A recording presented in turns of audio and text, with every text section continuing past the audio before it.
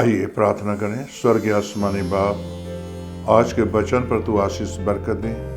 तेरा वचन जीवन देता है, जिंदगी देता है, आशीष देता है, बरकत देता है। तेरा धन्यवाद देता हूँ और तेरा फजल, तेरा अनुग्रह हो यीशु मसीह, और वचन के मुताबिक आशीषित कर। ये प्रार्थना यीशु के नाम से मांगते हैं, आमीन। मेरे प्यारे भाई बहनों, प्रेरितों के काम 27 बाब उसकी 9 आयत जो है आपके सामने मैं पढ़ूंगा।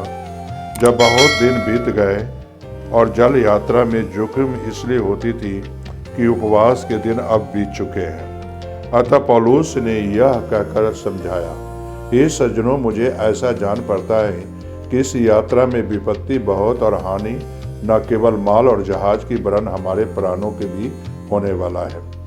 मेरे प्यारे भाई बहनों, यहाँ इस वचन में हम देखें, जब पौलुस जो है रोम यात्रा करने के लिए जा रहा था और क्रेत तक पहुंचा, तो वहाँ जो है जहाज जो है डूबने लगा और पौलुस ने पहले ही मना किया था, भाई यहाँ से ना खोलो और ये विपत्ति आने वाली है। लिखा है यहाँ, उपवास के दिन अब बीत चुके थे, अतः पौलुस ने उन्हें यह कहकर समझाया।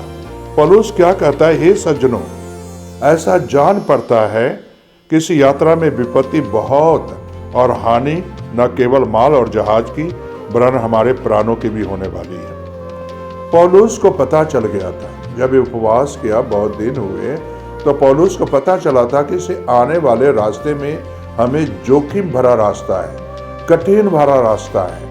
आज मेरे प्यारे भाई बहनों, आप भी उपवास करते हैं तो जोखिम भरे रास्ते पर चलते हैं, तो तभी मालूम होगा जब आप उपवास कर कर अपना जीवन प्रभु को सौंपते हैं, तो प्रभु आपको रास्ता दिखाता है। जिस तरह पौलुस को रास्ता दिखाया, उसी तरह आज यीशु मसीह भी आपको रास्ता दिखाता है, क्योंकि आज वो रास्ता दिखाने वाला परमेश्वर है। आज आपको जो है बरकत देने वाला परमेश्वर है। इसलिए मेरे प्यारे भाई और बहनों, आप उपवास करेंगे तो कहीं रास्ते में आपको जोखिम भरा रास्ता नजर आएगा, तो प्रभु आपको आगाही करेगा, जिस तरह पौलुस को आगाही किया। तो इसी तरह मेरे प्यारे भाई और बहनों, हमें भी और आपको भी उपवास करने की जरूरत है। और जब उपवास करोगे तो सच्चे दिल से, सच्चे विवेक से उपवास रखो, प्रभु के सामने उपवास करो।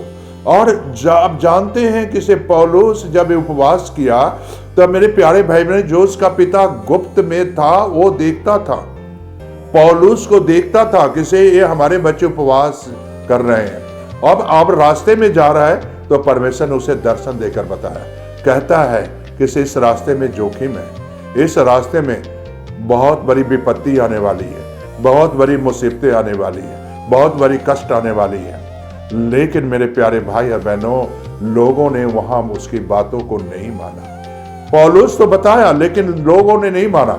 आज ठीक इसी तरह आज हम लोग किसी को अगर बताते हैं, तो मेरे प्यारे भाई बहनों मानते नहीं, करते तो अपनी मर्जी है।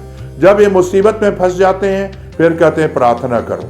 तो मेरे प्यारे भाई और बहनों, इससे पहले मैं बताना चाहता हूं कि आप कोई भी काम करते हो, प्रभु से सलाह लो। जिस तरह कि हम पहले भी बताया था, प्रभु की सलाह लेना जरूरी है, और प्रभु की सलाह कभी गलत नहीं होता, कभी जो है वो गलत सलाह नहीं देगा, आपको एक अच्छा सलाह देगा। पौलुस को यहाँ सलाह दिया गया, लेकिन लोगों ने नहीं माना। उस जहाज में पौलुस भी सवार था, जाना भी था वो। लेकिन मेरे प्यारे भाई बहनों, समस्या यही नहीं, समस्या अब आगे भी देखेंगे।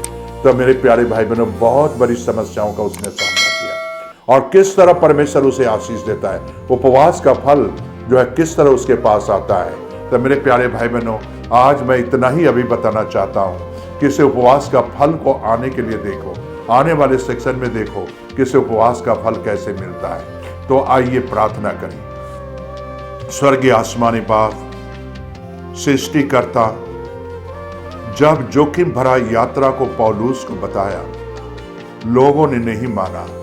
आज ठीक इसी तरह खुदाबंद, लोग उपवास करते हैं और उपवास का फल तो जानना चाहते हैं, लेकिन सच्चे दिल से तेरे पास नहीं आते, सच्चे विवेक से नहीं आते।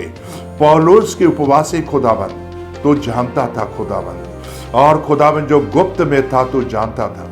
पौलुस को दिखाया भी खुदाबंद, और खुदाबंद उपवास का दिन बीत गया और तूने दिखाया, लेकिन लोगों ने बात नहीं माना। उस जोखिम भरी राहों में खुदाबंद आगे देखते हैं से कैसे क्या होता है। खुदाबंद यीशु, आए बाप, आज जो तेरे बच्चे जोखिम भरी राहों में चलते हैं, जोखिम भरी समस्याओं में हैं, तो खुदाबंद उन्हें तू रास्ता बताएगा। ये प्रार्थना अपने खुदाबंद यीशु के नाम से मांग लेता हूं, आमीन, आमीन।